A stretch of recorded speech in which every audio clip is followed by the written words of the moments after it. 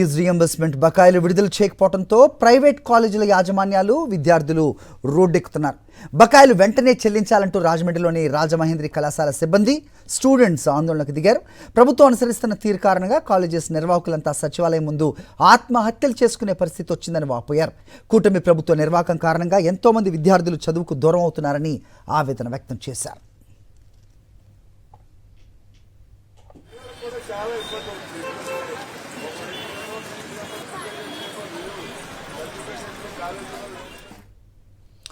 Reimbursement బకాయిల కోసం Rajamahendri college సిబ్బంది చేపట్టిన ఒకరోజు నిరాహార దీక్షకు సంబంధించి మరింత సమాచారం మా ప్రతినిధి హరీష్ అందిస్తారు.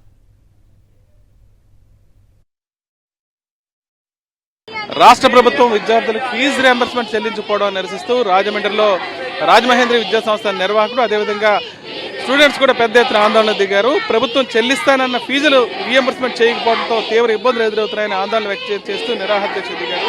దీనికి సంబంధించి ఏమంటారు సార్, చెప్పండి. ప్రభుత్వం అధికారంలోకి వచ్చారంటే ఫీజు రియంబర్స్మెంట్ భారీగా చేసేస్తాం, ఖచ్చితంగా ప్రతి విద్యార్థి ఏ విద్యార్థికి ఇబ్బంది లేకుండా చేస్తామని చెప్పి ఇంతవరకు ఏం చెల్లించలేదు. ఏం చెప్తారు దీన్ని? ఈవేళ రాష్ట్రంలో ఉన్నటువంటి కాలేజీలన్నీ కూడా చాలా ఇబ్బంది పడుతున్నాయి, దుర్భరమైన పరిస్థితుల్లో ఉన్నాయి. కేవలం ఏవో 1%, 2% కాలేజెస్, కార్పొరేట్ కాలేజీలను చూసి వాళ్ళు బాగున్నాయని అనుకుంటున్నారు. కానీ 90% ఆఫ్ ద కాలేజెస్ యాజమాన్యం వారు ఏ పరిస్థితిలో ఉన్నారంటే ఆఖరికి భార్య పుస్తులతో కూడా తాకట్లు పెట్టి స్టాఫ్కి జీతాలు ఇస్తున్నారు. ఇంక ఇచ్చే పరిస్థితి లేదు, ఇంకా అప్పులు కూడా పుట్టట్లేదు. వీళ్ళు మిగతా వాళ్ళలాగా ఇదేదో ఆనరబుల్గా ఉంటుంది, మనం బతకొచ్చు, 10 మందిని బతికించవచ్చు అని చెప్పి కాలేజీలు పెట్టారు. ఆ కాలేజీలకి ఈవేళ ఫీజు రియంబర్స్మెంట్ రాకపోవడం వల్ల చాలా ఇబ్బంది ఫేస్ చేస్తారు. అంతేకాకుండా మరి పిల్లలు కూడా చాలా ప్రాబ్లమ్స్ ఫేస్ చేస్తారు. ఎందుకంటే చాలా కాలేజీలు వాళ్ళ డిగ్రీ అయిపోయినా సరే వాళ్ళ సర్టిఫికెట్లు వాళ్ళ దగ్గర పెట్టుకుని పిల్లలకి సర్టిఫికెట్లు ఇవ్వట్లేదు.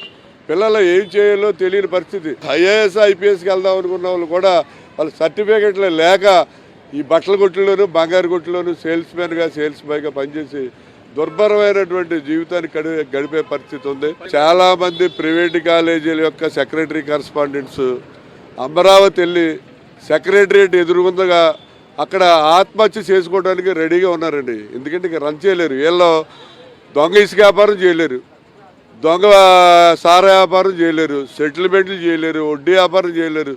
ఏదో గౌరవప్రదంగా 10 మందికి ఉద్యోగాలు వచ్చి వీళ్ళ జీవనం సాగిస్తున్నారు.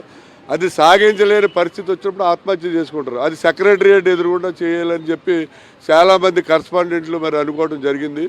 అదే జరిగితే చంద్రబాబు నాయుడు జీవితంలో ఇది ఒక మాయన మచ్చగా మిగిలిపోద్ది.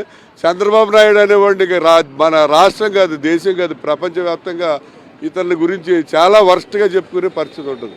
మేము కాలేజ్కి వెళ్ళాలంటే మాకు ఫీజు రింబర్స్మెంట్ అనేది పడాలి. మేము ఫీజు కట్టుకోవాలి. ఫీజు కట్టకపోతే మాకు రావాల్సిన సర్టిఫికేట్స్ అన్నీ రావు. మరి ఫీజు కట్టాలని గవర్నమెంట్ మీద ఆధారపడి ఉన్నాము. గవర్నమెంట్ ఏమో ఇలాంటివి అయిపోతే మా పేరెంట్స్ అనేది చాలా కష్టపడుతున్నారు.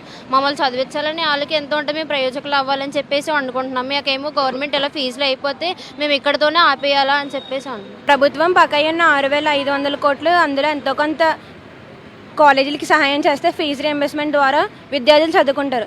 మా డిగ్రీ అయిపోయినాక కూడా వీళ్ళు సర్టిఫికేట్స్ ఇవ్వాలంటే మేము ఖచ్చితంగా ఫీజు కట్టాలి.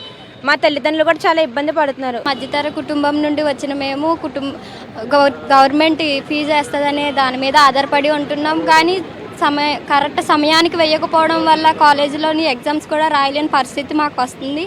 ప్రభుత్వం అర్థం చేసుకొని ఫీజులు అనేది ఇస్తారని కోరుకుంటున్నాం.